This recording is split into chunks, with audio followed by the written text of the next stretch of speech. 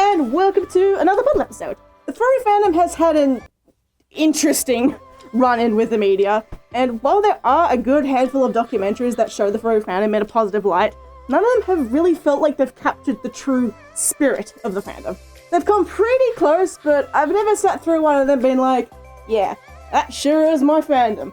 Until now, that is. You may have heard of a documentary that's been in the works for a while called The Fandom.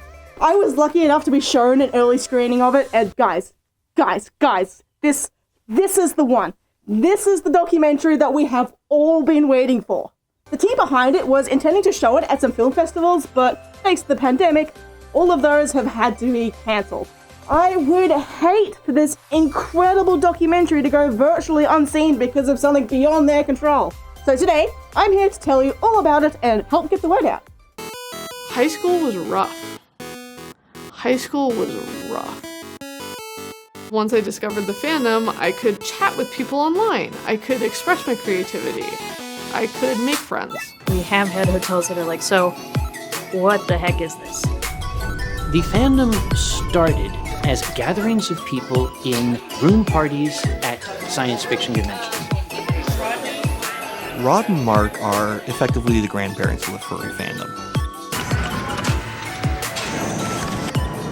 We weren't certain it was going to work.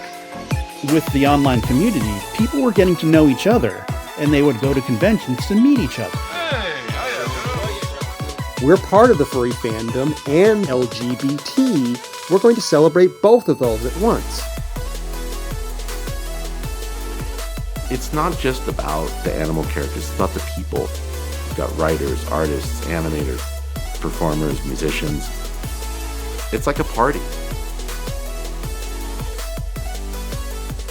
Now, I don't want to say too much and spoil this documentary's contents, but in this film, you'll get to see exactly where the furry fandom started, experience what it's like to be behind some of the world's biggest furry conventions, hear from some of the extremely talented artists and creators within the community, and learn about the fandom in all of its ups, but also some of its downs. That was definitely one of my favorite things about this documentary, because while it shows the fandom in an overwhelmingly positive light, it definitely doesn't sugarcoat anything, and it's not afraid to mention some of the controversies our fandom has had.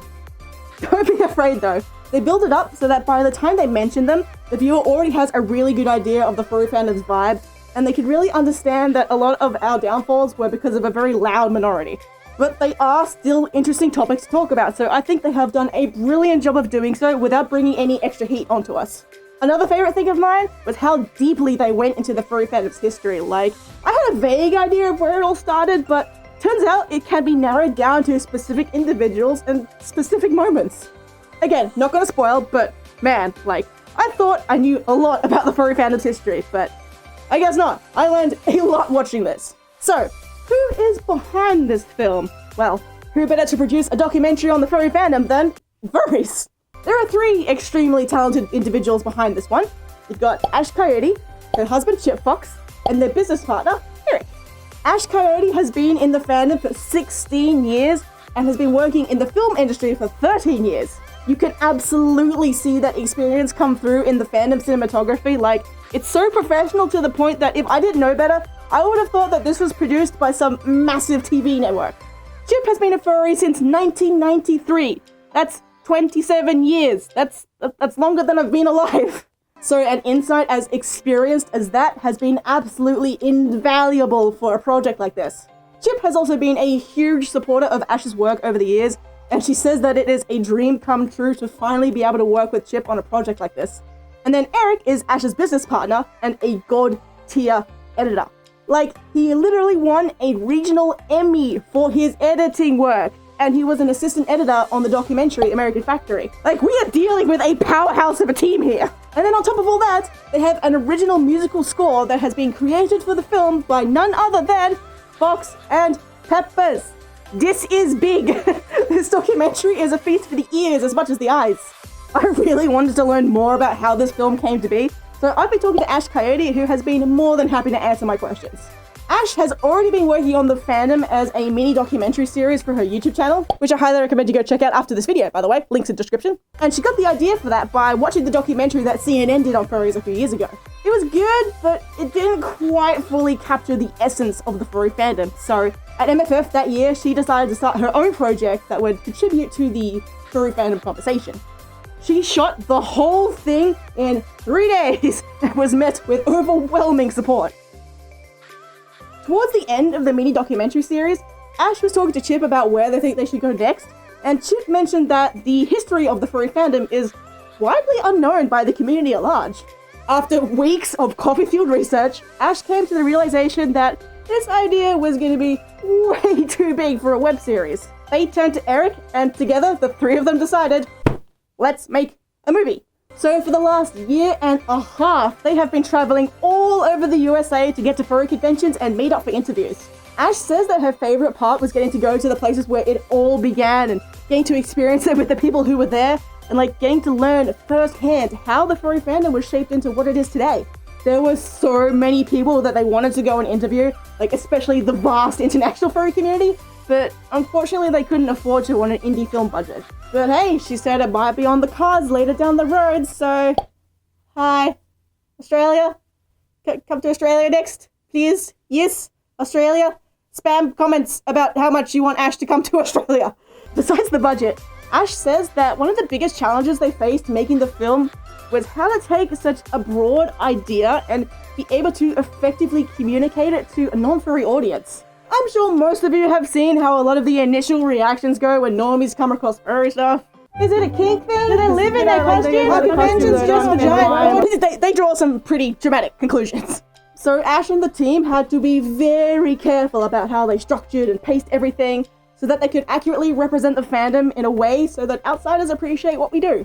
Ash says that she wanted to be a film that someone could show their parents, their friends, or their colleagues that have questions about the furry fandom. After seeing the film myself, I honestly believe they achieved that. And finally, they also really wanted to portray just how far the fandom has come since its beginnings. It's absolutely crazy, but the furry fandom has literally gone from a small group of friends to creating a positive economical impact on a major US city.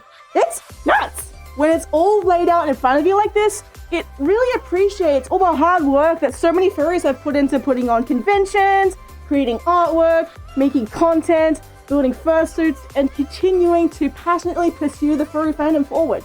Even when others are trying to put us down, people have kept going and brought the fandom to where it is today.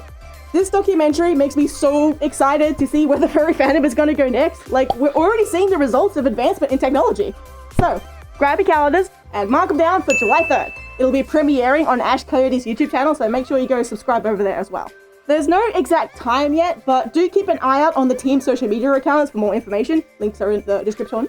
Originally, they weren't going to do a digital release like this, but after all their festival chances getting shot in the foot and all the conventions getting cancelled, they thought we could all use a little bit of positivity right now. And I reckon that is just so lovely of them. Like, watching it definitely made me realize how much I miss conventions, but it made me feel really proud to be a furry. And super excited to jump back into it once the Earth finishes rebooting.